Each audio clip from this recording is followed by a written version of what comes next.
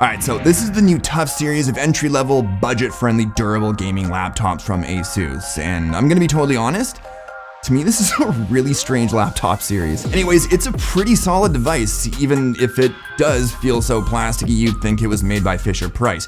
But continuing with the plastic feel, we've got a plastic faux brushed metal lid, along with a keyboard deck and bottom panel. It is what it is. There's a bunch of I/O on the left side, and only the left side. We got the barrel connector port, HDMI 2.0, an audio combo port, 2 USB 3.1 ports, and 1 USB 2.0 port. That's right, USB 2.0. Not even a single USB-C. 2019. Okay, the display is a 1080p 15-inch IPS LCD panel with 120Hz refresh, which is great for gaming. But the color gamuts suck. I mean, if all you're doing is playing games, I guess it's not that big a deal, but if you're watching content, you're gonna see inaccurate skin tones, crappy contrast, and so on. Just not a stellar viewing experience. Oh, and if I could just nitpick real quick, the hinges are crazy tight, like why? The full keyboard's actually pretty decent, and there's a bit of flex, but it's not like it affects my typing. It's got a really nice travel distance at around 1.8 millimeters. It's RGB backlit, and should be able to be adjusted through the Aura app, but I say should because I literally can't adjust anything. Like nothing works except for the brightness adjustment keys on the keyboard. It is what it is. The click style trackpad's a nice touch, but the clicks are sort of cheap feeling, and even though it's using Windows drivers, the type of plastic they use not only shows fingerprints like bodily fluids under a UV light, it also causes finger stutters, so it hasn't given me the smoothest experience. There's a couple of speakers on each side. Nothing good to say about them. Sorry guys. But hey, popping off the bottom panel shows how much access they gave us to stuff. Like, the cooling assembly looks like it's just begging to be popped off to repaste the GPU and CPU. Both DIMM slots are right there. There's a 2.5-inch storage bay with the wireless card underneath the PCIe M.2 slot. Side note, the wireless card is made by Realtek.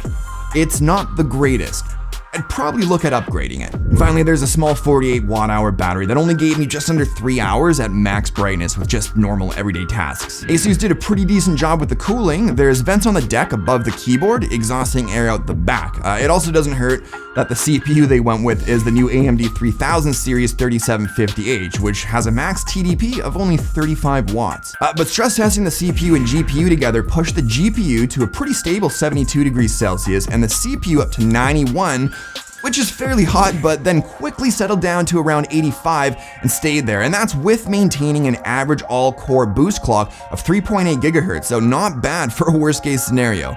Not bad. Then while gaming, the highest the CPU got was 84 degrees and 72 on the GPU at max fan speeds, which was fairly loud, but not as bad as some of the big boy laptops out there. Gaming performance on this particular config has actually been pretty decent for competitive titles, but even with the low settings, it still can't reach that 120 FPS to match the display's refresh rate. Partly because it's only running a GTX 1650, but mainly because it's only running 8 gigs of RAM in single channel. Running an additional 8 gigs in dual channel would have made a massive difference. So it's a bit disappointing to have a 120Hz display when the system can't even hit those frame rates on most modern competitive titles. Not to mention, it's not a G-Sync display, so there's a bit of noticeable screen tearing and some ghosting due to low response times. For the specs, I think it's priced fairly, except for having to pay for that 120Hz display, so I'd rather see you spend the extra $200 and go for the configuration that comes with a GTX 1660 Ti, 16 gigs of RAM, and way more storage. It's a much better value for the money at $1,100, which will give you a massive performance gain over the one I have here and allow you to hit that 120 FPS mark in competitive titles. Anyways, those are my thoughts on this one. It's an odd laptop series with the potential for decent performance if you go for almost any other configuration than the one I have here. The CPU is certainly more than capable. That said, drop me a comment and let me know what you consider your minimum requirements for an entry-level budget gaming laptop. It'll help me pick which budget laptops you guys want to see in the future. But that's it for this one. If you enjoyed the video, show me some love with that like button, subscribe if you're new to my stuff, and don't forget to follow me on Instagram to find out what I'm up to next. But thanks, as always, for watching, and I'll talk to y'all in the next one. Cheers.